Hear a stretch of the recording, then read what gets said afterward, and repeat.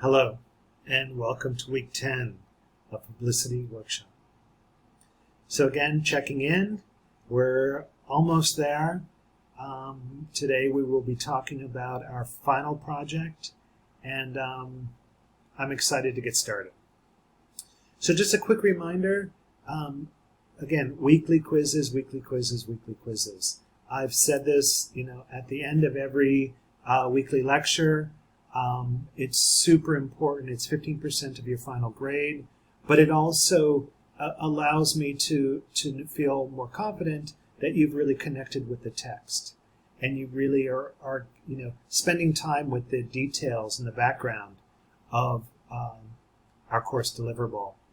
The next reminder is really important as well. So our final exam in this course, and this course has a final exam that lives within Blackboard, it doesn't live within Pearson, is Friday, December 10th. So the exam will open in the morning and close in the afternoon. That's the only day that you will be able to take the final exam. So please, make a note on your calendar, on your schedule, that will be the day of the final exam. Next week, we have our last guest speaker, Lynn Collins. Lynn is also a different, she's going to talk to us about a different aspect of public relations. She, again, has always connected with brands, but also has connections deeply with advertising agencies. So she looks at sort of the strategy in a slightly different way. It's sort of a three-pronged strategy, and she'll tell us about her experience, the brand she works for, some of the great things she's done with advertising agencies, and the trajectory, her early part of her career. Why did she go into publicity, and how has it changed throughout her life? Just a reminder again about Tell Me a Story. What have you noticed lately? We're in week 10. How have you noticed your surroundings differently? How have you noticed whether it's people at work or people in your town, what are you noticing differently, and how are you connecting dots? Are you seeing patterns start to emerge? So the story I wanted to share with you is actually this. It's a ventilator. And it's not just any ventilator. It's the ventilator that Dyson created. Dyson, everyone's favorite vacuum and fan and hairdryer. What Dyson knows is how to move air. So when the pandemic hit, Dyson responded immediately in not only designing ventilators, which were really desperately needed in hospitals around the world, but also manufacturing ventilators, because they manufacture things or items, products that move air. And that's what a ventilator is. It just so happens it moves air in and out of people's lungs. I've included this link, this video, to watch the origins of it. It's super interesting. But it made me think, and again, this is a publicist sort of perhaps moral dilemma. How can firms adapt existing products, services, or capability, many of which have probably become irrelevant overnight, to help those in need of support and guidance during extraordinary times, and thereby bringing new value to the customer? So I started thinking, Tyvek. Tyvek is a really interesting modern material. It's not paper, it's not fiber, it's kind of both. Indestructible, impossible to tear, impossible to rip, manages moisture. Has been adopted by most home and office builders as a sublayer to external layer, has been adopted by FedEx for all of their packaging worldwide, and has made me. I was inspired by this gentleman's suit, and thinking about how Tyvek could also have stepped up to the occasion and helping with all of the PPE that the medical community needed over the last 2 years. A real opportunity to bring another aspect to a very, DuPont is a chemical company. So Tyvek isn't a very, sexy, interesting product, but it actually does some really amazing things. So as a publicist, how could they tell us their new story without it sounding like they were taking advantage of a commercial opportunity? How do we build trust with our consumers? So this is a moment where perhaps if DuPont were a client of yours or a potential client, and they needed you to relay the story, tell their story of getting involved during this crisis, they wouldn't necessarily be giving it away. They would be selling it, selling their product. So how would you frame that conversation? And again, there's going to be more pandemics or wild cards in the future. How do you sort of rise to the occasion and tell that story if it is making money for the company?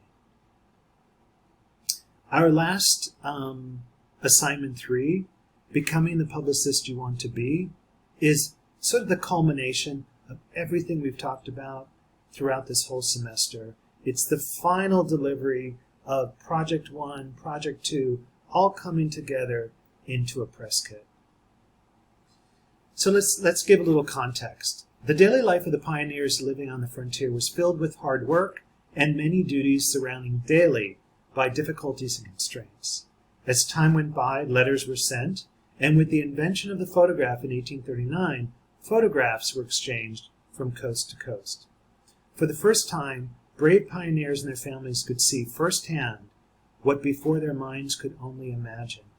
These news releases and primitive press kits served their purposes well. America was go west crazy. So for your last assignment, it's got sort of 2 parts to it. And again, this is in your Blackboard shell under assignments. I write, well, it's official. Your firm, that's the brand that you've chosen to work on all semester, has chosen you to be their Chief Communication Officer, their CCO. You are in charge of the public voice of your brand. And you've also been chosen as the spokesperson in the fast-changing 21st century. How do you prepare? So tell us what challenges you could face every day and what you would need to overcome those challenges. Discuss the duties that would be uniquely yours as the CCO and spokesperson. Now it's your turn to create a news strategy. You can, create a new news event, or you can continue to build on the event you created in assignment 2, and execute upon that strategy by building out a publicity kit, by building out an event, by building out and delivering us sort of the full package. Building on everything you've learned about the firm and created in assignments 1 and 2. Be prepared to deliver a compelling, substantiated, relevant, exciting news event press kit into the class. Stretch yourself creatively and personally. Remember, your recorded or in-class presentations may be different than your written submission because your pitch will be live. And again, live is in quotes. Yours will be recorded, of course, but you might want to record, a very different kind of presentation than you submit. Your submission will be, the news release, and perhaps fact sheets, and perhaps a company profile, perhaps, a recorded something, perhaps a podcast, perhaps an event. It will be much different than, because you're going to submit all of the sort of substantiated parts of the kit. But when you tell us, when you record it, you're not going to record and read the news release, right? You're going to give us the big picture, maybe a highlight, maybe a quote from a consumer or someone from the company, maybe an interview you did, sort of a mock interview. So really stretch yourself creatively. No holds barred. I'm really focusing on, building your creative confidence as a publicist. If you have any questions, again, ask your teammates first and me if you are still not satisfied. So let's talk about becoming a persuasive writer and creating feature content. So there's feature stories and there's basic news. So the values of features. So feature stories, they generate human interest. They're creative. They're entertaining. It's really about, it's not a gotta-have story. It's a really interesting story. It tells maybe a little insight into society for people. We'll talk about op-eds. We'll talk about the objectives of op-eds. The importance of brand storytelling, which we've been talking about all semester, and content marketing. So 6 main types of feature stories. We start with case study.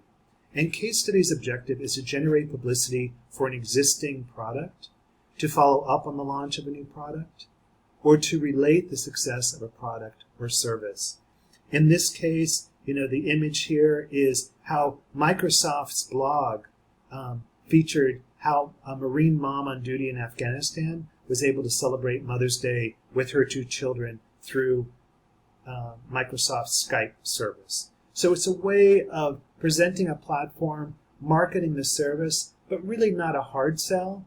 It's saying her story is more important than our story, but oh, by the way, if this touched your heart, it was through our Skype platform. Application and how-to features is also another way.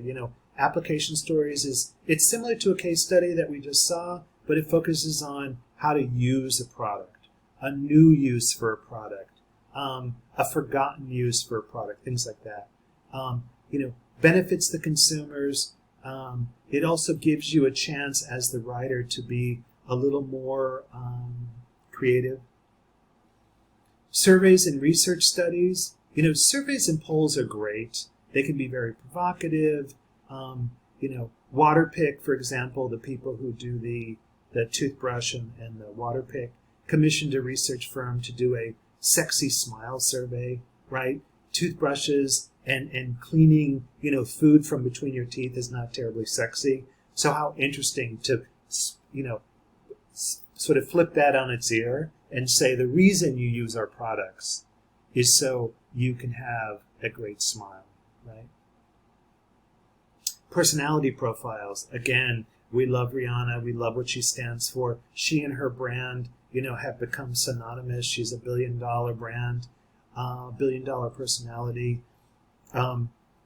She's donated $5 million to coronavirus research, to getting the vaccine. These kind of things, not just, a story about her and her music and concerts. This is really about another aspect of how she is making a difference uniquely in society. So that's very important. Historical pieces, anniversaries, changes, centennials. FIT turned 75 years old. Here's my example of actually my hometown. I was born in Hershey. The Hershey Company celebrating the 100th anniversary of the Kiss by issuing a feature about the evolution and unique packaging of the product, right? So we've talked, if you're Hershey, we've talked ad nauseum about chocolate, how to make chocolate, where's chocolate come from. But when you talk to consumers, they're very interested in how do you make a kiss? How do you wrap a kiss? How do you get that paper in there, right? So it's interesting that they listen to consumers and they had that the focus of one of the focus of the 100th anniversary of the Kiss. And again, it's my hometown, so I follow them closely. How to assess and analyze ideas for features, right? Ways to proceed. So there's 3 common methods. So write the feature and distribute it in the same way as you would a news release, right? Give the journalist a story. Here's what I was thinking. And maybe the journalist and his or her colleagues craft the full story. Provide information of a feature story to a feature service. I understand you make these, you are known or a go-to place for these kind of feature stories. I'd like to propose these ideas, right? Repackaging of advantages, longer stories with more photos, videos, and websites, right? So you launch, maybe you tell a feature story. it got really good response, really good placement, and you start to come back and build on that. For example, if you were telling the Rihanna story, again, I'm just use Fenty as an example, there's so many aspects to that story. You could continue to tell more and more stories, videos, photos, websites. The main components and purpose of a feature news release. So, you want to make sure with a feature, it's a little different. So it's informational headlines, yes. It's one that generates curiosity, yes. And it kind of promises a reward, an intellectual reward for the reader. Feature lead, again, has to be basic facts in a nutshell. I feature here the opening line to George Orwell's 1984, a book, if you haven't read it, super relevant to the 21st century, even though it was written in 1948. It was a bright, cool day in April, and the clocks were striking 13. So it captures your attention. How odd, the clocks were striking 13. What does the number 13 mean, right? Something's off. Something could be unlucky. Something could be dangerous. Feature body and summary. Direct quotes, concrete examples, statistics. In summary, most important part of the feature, the brief, complete, clear, core message repeated. Again, it's a little different than a news release. It could be timely, but perhaps it could also be, on a different kind of time trajectory. So it's about embellishing and, perhaps entertaining the audience a bit more. Photos and graphics, super, super important. Again, a picture says 1,000 words. Infographics are also used, commonly, perhaps too much, to help bring really boring things to life, like statistics, like, it's a way of plotting a trajectory, but it also brings to life patterns that are occurring. It brings to life 100 years at a glance, so you can see patterns. You can see growth. It means a lot to your audience. The different categories of placement opportunities for feature stories. Owned media, again, we've talked about this. Owned media, magazines, internet, website. Paid media, basically now tapping into advertising, whether it looks like native advertising or co-creation, sponsorships. You want to be as creative as possible here because your consumers are pretty savvy. I don't know about you, but I can always tell when something is paid content or sponsored content. And then the prize is earned media. This is about journalists and editors and your relationship with them, the quality of your story, your work, your concept being selected on its merit, considered credible, authentic, and this is where you sort of unleash the power of your news channels. The importance of op-ed articles and letters to the editors is another way of giving your brand voice or giving your point a voice. With op-eds, it's topics, merits. There's really you're basically writing sort of a much, much longer point of view. It's got a structure to it, it's got a headline, but this isn't about encouraging someone else to do something, to do writing. This is actually you writing it and sending it to your news channel to print as is. You also have a chance of letter to the editor, which is basically a response to something that they have already published or distributed. So it could be, you have a differing opinions. You could be clarifying information. You could be adding information. Again, in this case, you want to kind of keep it short, be factual. This isn't about, depending on the format or the news channel, this isn't about like high emotion, where you're like yelling and arguing in written form. Identify the subject. In other words, why are you writing and what's your point of view and how is that different and why do you think your point of view would be important to share in the relevance of society and society's changes. So if you've never written a letter to the editor or an op-ed, try it. You might be surprised by the conversation you start. There's no pressure. Yes, there's a structure and a format, but depending on your news channel or the channel where you want to respond to, it's basically just you're starting a conversation. It just happens to be in a public forum.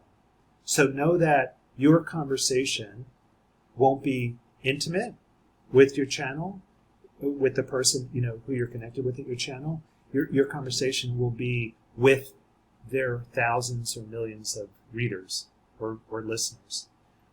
So that's don't let that intimidate you, but it's a great way to share opinions. It's a great way to build confidence. Again, not every letter you send in or point of view you send in will be reproduced or distributed, but you might be surprised.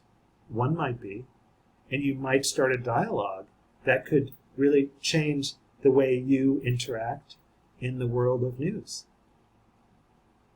So I want you to have a great week. Any questions about this week, please don't hesitate to reach out. I hope you're really enjoying learning more about public relations. And again, each week keeps layering on and layering on this system and all the tools and opportunities you have to be part of this exciting venture.